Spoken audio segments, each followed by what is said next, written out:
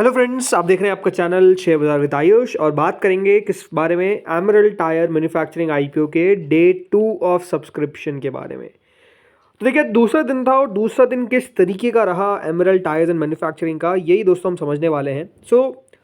ये बात ध्यान रखिएगा, आज आईपीओ का सेकंड डे खत्म हो चुका है। अब तीसरा दिन जो रहेगा वो कब रहेगा? 9 दिसंबर को, राइट। 7 और 8 को दोस्तों बाजार बंद रहता है, राइट। सैटरडे संडे है, तो फिर अब आप सीधा लगा पाएंगे 9 तारीख को।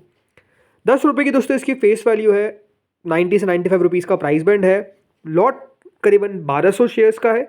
हमेशा एक बात ध्यान रखिएगा, एसएमईज आईपीओज डिफरेंट होते हैं from main board IPOs. SMEs में लॉट साइज भी बड़ा होता है, तो याद रखिएगा इस आईपीओ में भी लॉट साइज है करीबन 1200 शेयर। और वापस से बताता हूँ, कल भी बताया था कि अगर आपको अलॉटमेंट मिल जाता है, अगर वो खुश नसीब आप होते हैं जिसको अलॉटमेंट मिल जाता है, तो आपको पूरा लॉट याद रखिएगा एक साथ बेचना पड़ेगा अगर आपको सेल करना है।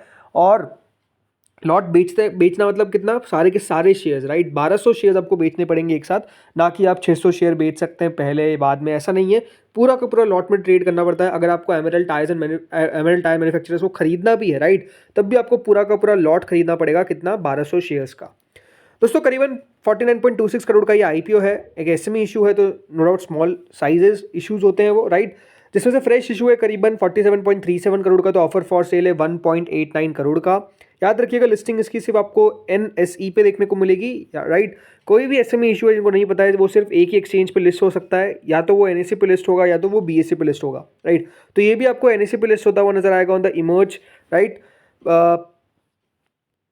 इस आईपीओ में ये बात ध्यान रखिएगा, एक लॉट जैसा आपको पता है 1200 शेयर्स है, उसके लिए आपको पे करने पड़ेंगे 1,14,000 रुपीज़। आप रिटेल में मिनिमम और मैक्सिमम सिर्फ कितने लॉट लगा सकते हैं? एक लॉट लगा सकते हैं, उससे ज़्यादा नहीं लगा सकते हैं। और याद रखिएगा उस एक लॉट की कीमत कितनी है? 1,14,000 रुपीज़, राइट। अगर मैं बात करता हूँ, अगर मुझे ज़्यादा शेयर्स लगाने हैं तो आपको फिर दोस्तों एचएनआई कैटेगरी में जाना पड़ेगा, जिसमें मिनिमम 2 लॉट्स याद रखिएगा आपको लगाने पड़ेंगे, जिसमें 2400 शेयर आपको मिलेंगे। 2,28,000 रुपीज़ पे करने आपको पड़ेंगे। ये बात ध्यान रखिएगा, एसएमई के अंदर एचएनआई में मिनिमम जरूर 2 लॉट होते हैं, बट मैक्सिमम की there is no limit, right. तो आप मैक्सिमम चाहे तो भी कितना लगा सकते हैं। अगर आपको 10 लॉट लगाना है तो आप 10 लॉट भी अप्लाई कर सकते हैं। अगर आपको 15 का लगाना है तो आप 15 भी लगा सकते हैं, बट मैक्सिमम की कोई लिमिट नहीं है।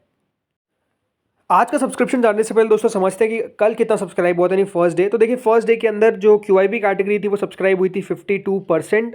एचएनआई कैटेगरी या फिर एनआईआई कैटेगरी सब्सक्राइब हुई थी 43.42 टाइम्स। रिटेल पोर्शन सब्सक्राइब हो गया था पहले दिन 70 गुना।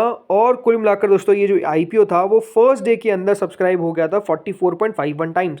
यानी आप कह सकते हैं कि दोस्तों पहले दिन के अंदर अगर इशू जो है वो 44.51 टाइम सब्सक्राइब होता हुआ दिख रहा है, तो नो डाउट दोस्तों इशू को रिस्पॉन्स तो फर्स्ट डे के अंदर काफ़ी अच्छा मिला। बट हमेशा एक बात ध्यान रखिएगा दोस्तों, जो एसएमई आईपीओ होते हैं वो क्योंकि स्मॉल होते हैं, तो सब्सक्रिप्शन भी हमको बहुत ज़्यादा दिखता है। और दूसरी बात, एसएमईज के अंदर देखिए हाल फिलहाल में रिस्पॉन्स बहुत अच्छे भी आ रहे हैं, तो वो भी एक बड़ा कारण है कि जो आईपीओ सब्सक्रिप्शन का डेटा है वो काफ़ी आपको अच्छा आता हुआ दिखता है, उसमें कोई डाउट नहीं है। इसलिए पहले दिन 44.51 टाइम्स ये आईपीओ सब्सक्राइब हुआ। लेकिन आज कितना सब्सक्राइब हुआ, चलिए सीधा ये देखते हैं।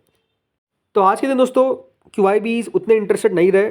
हमेशा आपको पता है क्यूआईबीज आखिरी दिन पैसा लगाते हैं। जिनको नहीं पता है, क्यूआईबीज का मेजरली पैसा दोस्तों आखिरी दिन आता है। तो ठीक है, फर्स्ट सेकंड अगर वो अप्लाई नहीं भी कर रहे तो कोई बहुत बड़ी बात नहीं है। आखिरी दिन देखना जरूरी होता है कि कितना पैसा क्यूआईबीज लगाते हैं।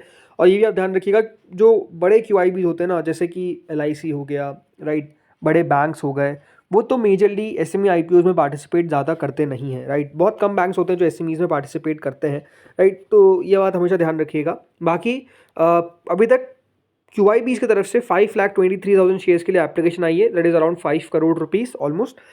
आखिरी दिन पैसा मेरे हिसाब से आ जाएगा और ये सब्सक्राइब हो जाएगा क्यूआईबी के अंदर भी ठीक ठाक, ऑलमोस्ट 50 से 100 गुना सब्सक्राइब हो जाएगा। देन दोस्तों नॉन इंस्टीट्यूशनल बायर्स की कैटेगरी पे आते हैं, जिसको हम एचएनआई भी बोलते हैं। तो वो 133 टाइम सब्सक्राइब हो गई है। जी हाँ, एचएनआई कैटेगरी काफ़ी शानदार तरीके से सब्सक्राइब होती हुई दिख रही है। ओनली 7,33,000 शेयर्स ऑफर किए गए हैं, लेकिन अभी तक दोस्तों 9 करोड़ 76 लाख शेयर्स के लिए हमको एप्लीकेशन जो है वो आती हुई दिखी है। यानी कुल मिलाकर ये बात ध्यान रखिएगा, एचएनआईज ने इस इशू में अभी तक 927 करोड़ रुपए जो है वो लगा दिए हैं। ठीक है, तो एचएनआई कैटेगरी किस तरीके से सब्सक्राइब हो रही है आप देख ही सकते हैं। टोटल मिलाकर 17,684 एप्लीकेशन जो है वो अभी तक आ चुकी है। कहाँ पर? एचएनआई कैटेगरी के अंदर। तो इस तरीके से रिस्पॉन्स आ रहा है। देन आते हैं दोस्तों रिटेल पोर्शन पे, ये 166.23 टाइम्स के आसपास सब्सक्राइब हो चुका है। 17,11,000 शेयर्स ऑफर किए गए हैं, जिसके सामने 28 करोड़ 44 लाख 49,200 शेयर्स के लिए हमको एप्लीकेशन आता हुआ दिखा है। That is close to 2,700 crore, यानी ओवरऑल अगर भी देखा जाए कितना यहाँ पर एप्लीकेशन आ चुकी है वो है दोस्तों 2,37,041 एप्लीकेशन जो है वो हमको अभी तक आती हुई दिख गई है इस आईपीओ के अंदर, राइट, रिटेल की तरफ से। तो अभी तो देखिए 2 दिन ऑलमोस्ट समाप्त हुए हैं, 1 दिन और बचा हुआ है जो है मंडे का। और अगर आप मुझसे पूछेंगे कि मेरा एस्टिमेट क्या कितना ये आईपीओ सब्सक्राइब हो सकता है, आई थिंक रिटेल जो है वो मोर देन 300 टाइम्स भी जा सकता है, कोई बड़ी बात नहीं है। एचएनआई कैटेगरी तो नो डाउट जाएगा ही जाएगा। क्यूआईपी कैटेगरी मेरे से 50 से 100 गुना के आसपास भर जाएगा। कुल मिलाकर दोस्तों अभी तक ये आईपीओ जो है वो 111 गुना के आसपास भर चुका है। करीबन इस आईपीओ में पैसा आ चुका है 3,634 crore, that is 3,634 crore. Company को नीड है ओनली 49 करोड़ की, और 49 करोड़ की भी एग्जैक्ट अगर आप कहेंगे तो नहीं है, बिकॉज उसमें से थोड़ा बहुत पोर्शन जो है कंपनी ने एंकर से जुटा लिया है। तो आप समझ सकते हैं कि देखिए किस तरीके की डिमांड जो है वो हमको आती हुई दिखती है। मतलब कंपनी को पैसा चाहिए मात्र 50 करोड़ और कंपनी को 3,600 करोड़ मिलने अभी तक हम लोग देने को तैयार है।